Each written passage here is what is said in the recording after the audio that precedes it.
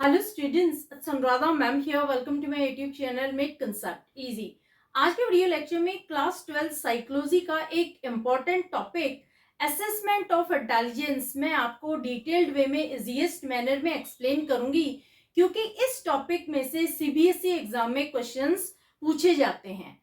Question 1 और 2 marker में आते हैं और 3 और 4 मार्कर में।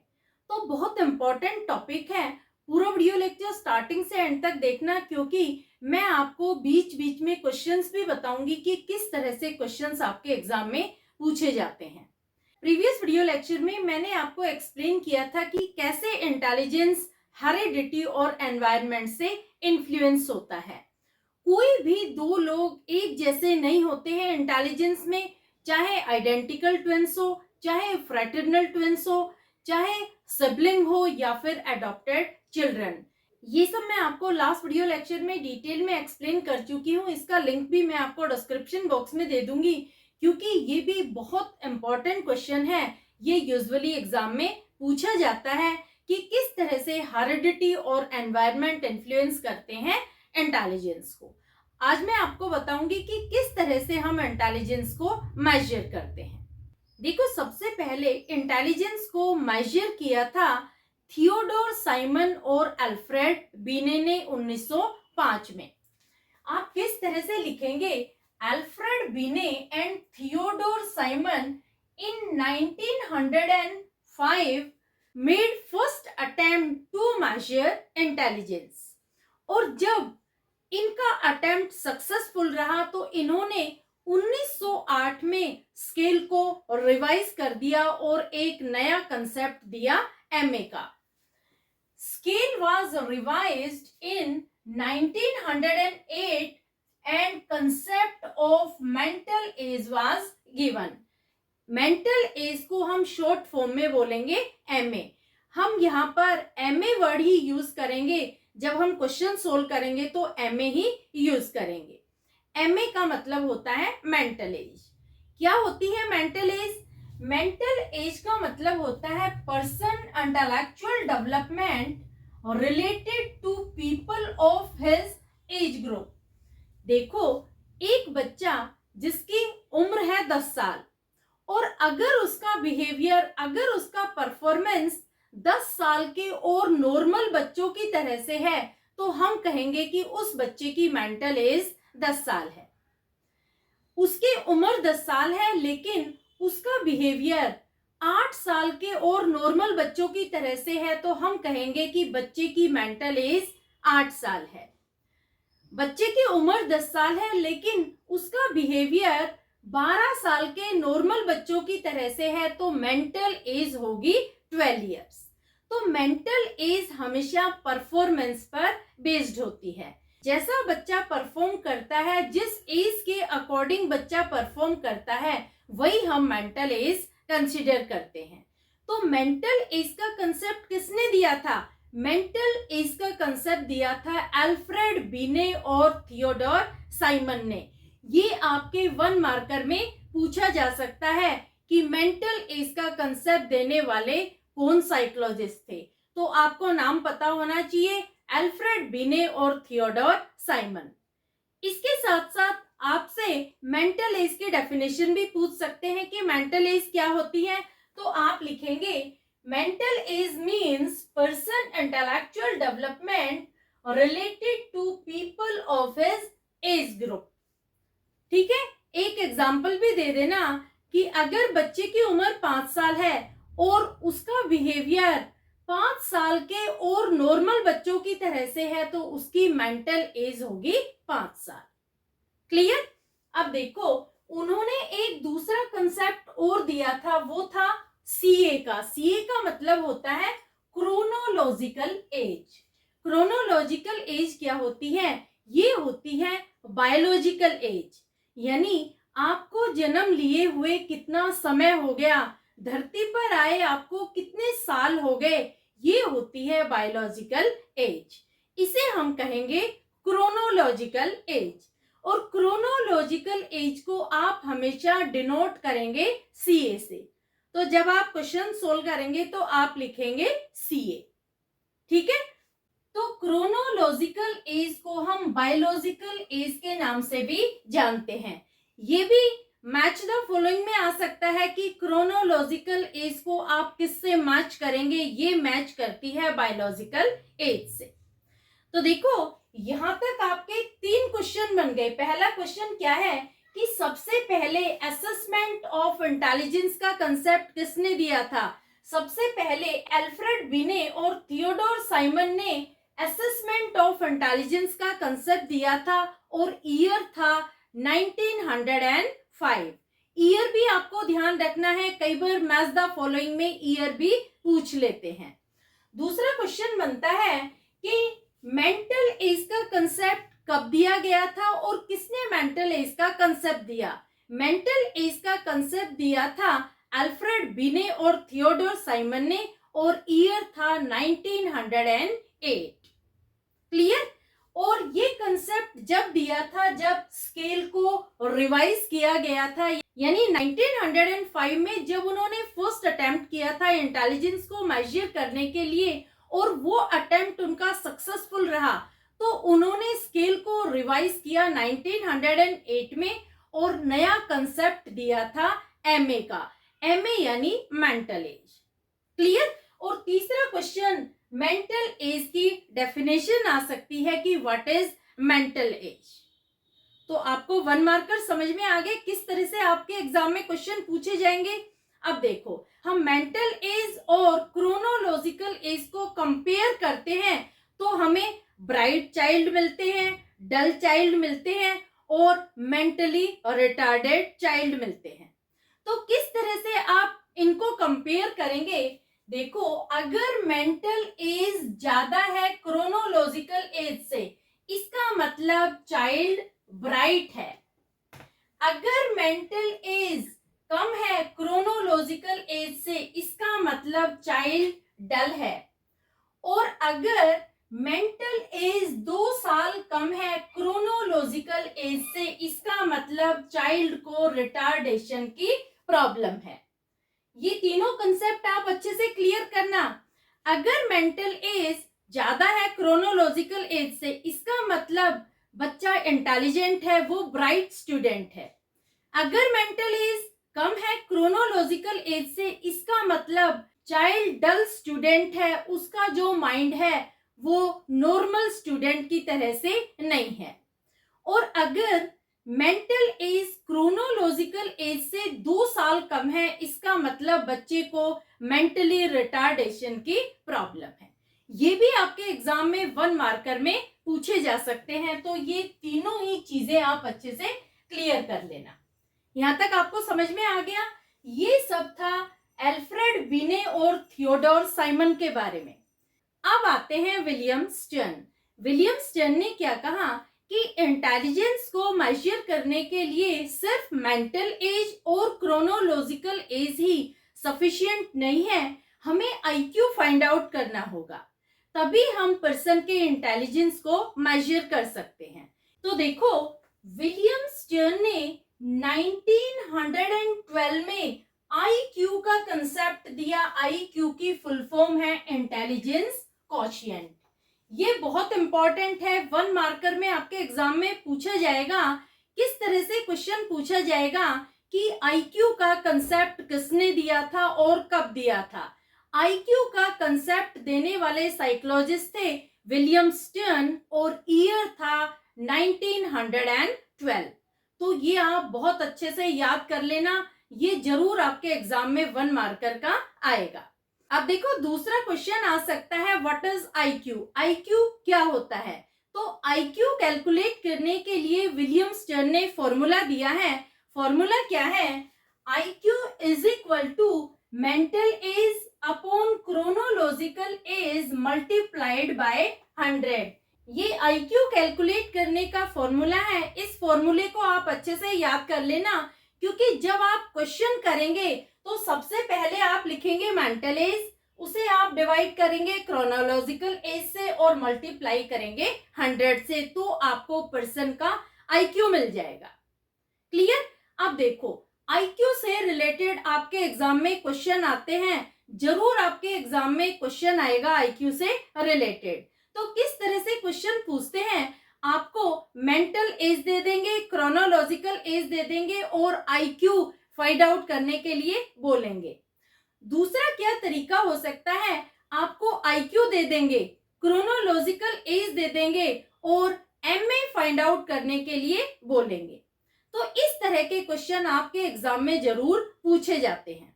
अब देखो यहाँ 3 सिचुएशन गिवन है। पहली सिचुएशन क्या है, when MA is equal to CA IQ will be 100। अगर MA और CA ये दोनों इक्वल है तो IQ कितना होगा, IQ होगा 100।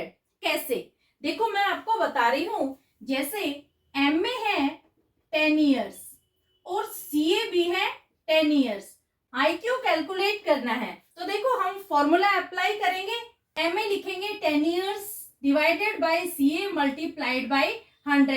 10 से 10 कट गया तो यहाँ बचा 100, तो IQ होगा 100। समझ में आया आपको? जब MA और CA दोनों एक दूसरे के इक्वल होती है तो IQ होता है 100।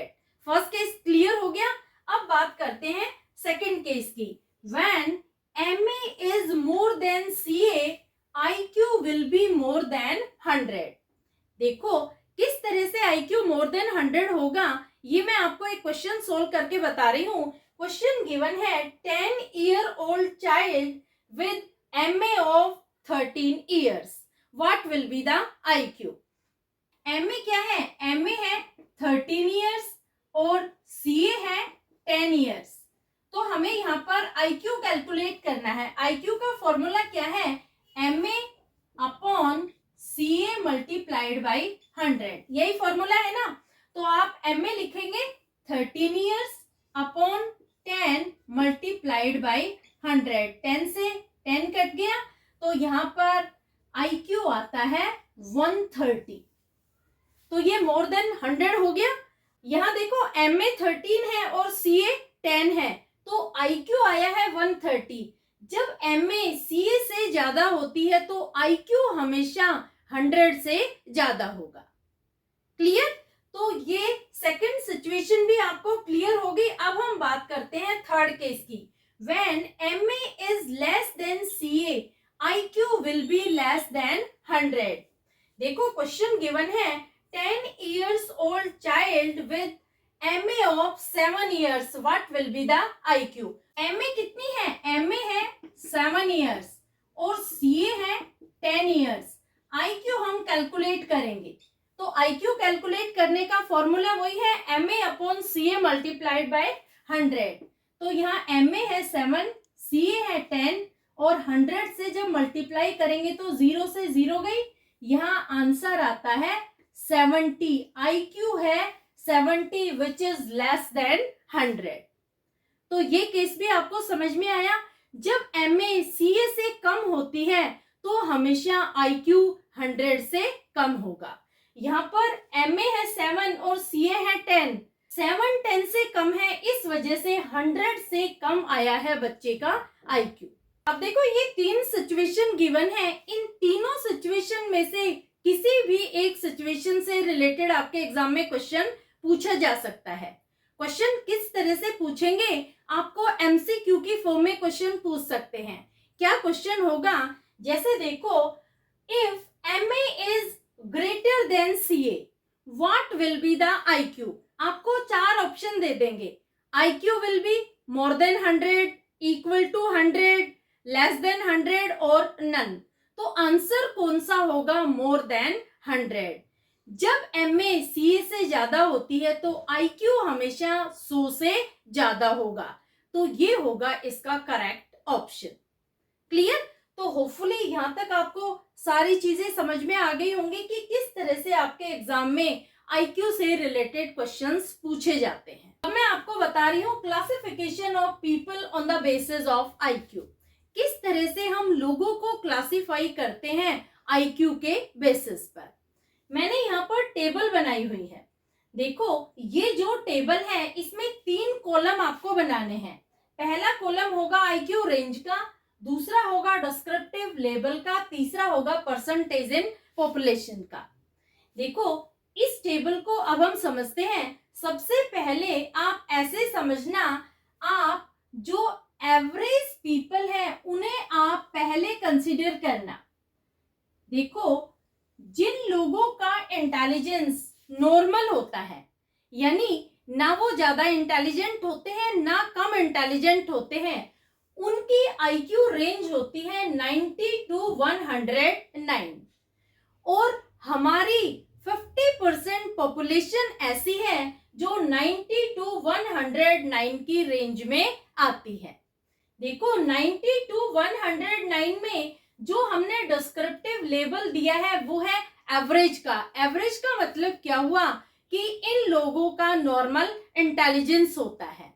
देखो, जिन लोगों की आईक्यू रेंज 90 टू 109 होती है, यानी जिन लोगों का इंटेलिजेंस लेवल 90 से लेकर 109 के बीच में होता है, उन्हें हम एवरेज का डिस्क्रिप्टिव लेबल लगा देते हैं। इसका मतलब क्या हुआ कि उन लोगों का जो इंटेलिजेंस है वो नॉर्मल इंटेलिजेंस है।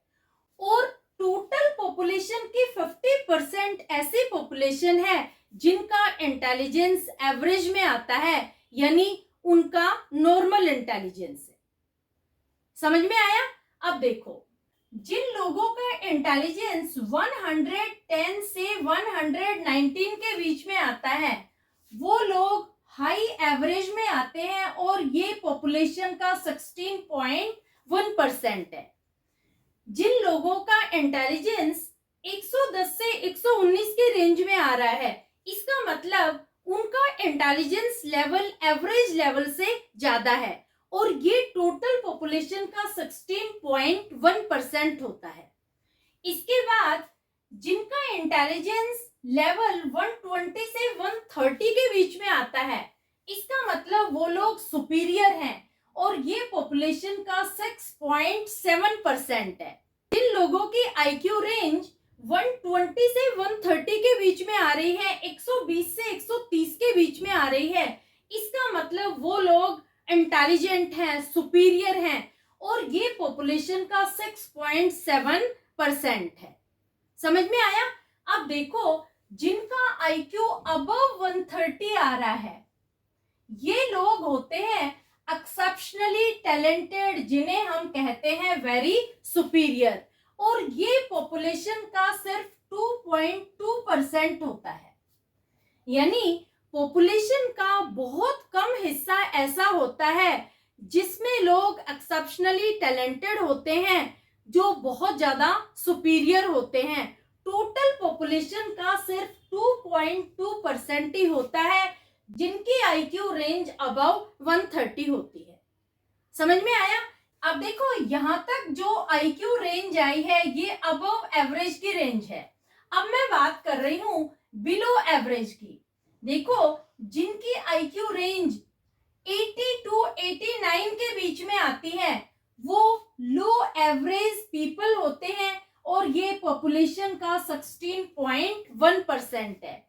यानी जिन लोगों की आईक्यू रेंज 80 से 89 के बीच में आ रही है, उन लोगों का इंटेलिजेंस लेवल एवरेज लेवल से थोड़ा सा कम है और ये टोटल पॉपुलेशन का 16.1% है। जिन लोगों की आईक्यू रेंज 70 टू 79 के बीच में आती है, इसका मतलब वो बॉर्डर लाइन पर है और ये पॉपुलेशन का 6.7% हिस्सा है। यानी इन लोगों का जो इंटेलिजेंस लेवल है वो बिल्कुल बॉर्डर लाइन पर है। बॉर्डर लाइन का मतलब क्या हुआ कि अगर थोड़ा सा इनका इंटेलिजेंस और नीचे आ गया तो इनके अंदर इंटेलेक्चुअल डेफिशिएंसी हो जाएगी। ये बिल्कुल बॉर्डर लाइन पर चल रहे हैं और ये पॉपुलेशन का 6.7% है। अब देखो, जिनकी आईक्यू रेंज बिलो 70 है, उनके अंदर इंटेलेक्चुअल डेफिशिएंसी है और ये पॉपुलेशन का 2.2% होता है। बिलो 70 का मतलब क्या हुआ कि यहाँ जो आईक्यू रेंज है वो 100 से बहुत नीचे चली गई है और यहाँ लोगों में इंटेलेक्चुअल डेफिशिएंसी आ गई है, उनके अंदर इंटेलेक्चुअल डिसेबिलिटी है और ये टोटल पॉपुलेशन का 2.2% होते हैं। देखो टोटल पॉपुलेशन का 50% हिस्सा आता है एवरेज में। एवरेज का मतलब क्या हुआ कि इन लोगों का इंटेलिजेंस नॉर्मल इंटेलिजेंस होता है, ना ये ज्यादा इंटेलिजेंट होते हैं और ना ये कम इंटेलिजेंट। 2% ऐसा हिस्सा है जो अबव 130 आता है, यानी ये एक्सेप्शनली टैलेंटेड होते हैं, ये वेरी सुपीरियर होते हैं। और 2% पॉपुलेशन का हिस्सा आता है बिलो 70 में, ये लोग इंटेलेक्चुअली डिसेबल होते हैं, इनके अंदर इंटेलेक्चुअल डेफिशिएंसी होती है। अब देखो यहाँ पर दो डेविएटेड ग्रुप बन जाते हैं। कौन कौन से डेविएटेड ग्रुप बनते हैं? एक तो वो जो इंटेलेक्चुअली गिफ्टेड है, जिनका आईक्यू लेवल अबव 130 है। दूसरा जिनके अंदर इंटेलेक्चुअल डेफिशिएंसी है, जिनका आईक्यू लेवल बिलो 70 है। देखो जो ये दो डेविएटेड ग्रुप बनते हैं, इन दोनों ग्रुप का कॉग्निटिव डोमेन, अफेक्टिव डोमेन और बिहेवियरल डोमेन एंटायर पॉपुलेशन से डिफरेंट होता है। यानी इनका जो थिंकिंग पैटर्न है, रीजनिंग पैटर्न है, प्रॉब्लम सॉल्विंग पैटर्न है, इनके जो इमोशंस है, इनके जो एटीट्यूड्स है, ये लोगों से बिल्कुल अलग होते हैं। तो आप किस तरह से लिखेंगे? Two group deviate considerably in cognitive, affective and behavioural domain. ये 2% जो पॉपुलेशन का हिस्सा है, ये तीनों ही डोमेन में अलग होते हैं। एक ग्रुप कौन सा है? जो एक्सेप्शनली टैलेंटेड है, और दूसरा ग्रुप है इंटेलेक्चुअली डिसेबल। इनका सोचने का तरीका, इनका काम करने का तरीका, प्रॉब्लम को सॉल्व करने का तरीका, इनके इमोशंस, इनका बिहेवियर बिल्कुल डिफरेंट होता है नॉर्मल लोगों से। क्लियर? तो ये टेबल आपको जब बनानी है, जब आपके एग्जाम में 4 मार्क्स का क्वेश्चन पूछा जाता है। क्वेश्चन किस तरह से पूछते हैं? What is IQ? How do psychologist classify people on the basis of their IQ score? तो आप ये सारा डिफाइन करेंगे और टेबल भी बनाएंगे, तो आपको पूरे के पूरे 4 मार्क्स मिलेंगे। तो होपफुली आपको क्लियर हो गया होगा कि असेसमेंट ऑफ इंटेलिजेंस में से किस तरह से क्वेश्चंस पूछते हैं, कैसे 1 मार्कर आते हैं, कैसे 4 मार्क्स का क्वेश्चन पूछा जाता है। ये जो बड़ा क्वेश्चन है कि आईक्यू क्या होता है और कैसे साइकोलॉजिस्ट क्लासिफाई करते हैं लोगों को आईक्यू स्कोर के बेसिस पर, ये आपके एग्जाम में मोस्ट एक्सपेक्टेड है। तो टेबल आप अच्छे से अंडरस्टैंड कर लेना। इस टेबल को आप एक तरह से बाय हार्ट कर लेना, क्योंकि एज इट इज टेबल आपको लेबल करनी है, किसी तरह के कोई भी चेंजेस आपको नहीं करने। अगर आपने टेबल में माइन्यूट चेंजेस भी कर दिए तो आपके मार्क्स कट जाएंगे। जैसी टेबल मैंने यहाँ बनाई है, एज इट इज टेबल आपको बनानी है। दूसरा, आपको विलियम स्टर्न के बारे में बताना है, और आपको एल्फ्रेड बीने और थियोडोर साइमन ने जो एमए और सीए का कंसेप्ट दिया है, वो भी आपको डिफाइन करने पड़ेंगे। तो होपफुली आपको असेसमेंट ऑफ इंटेलिजेंस क्लियर हो गया होगा। लिंक अपने फ्रेंड्स को भी शेयर कर देना ताकि उनके भी कंसेप्ट अच्छे से क्लियर हो जाए। Thank you so much.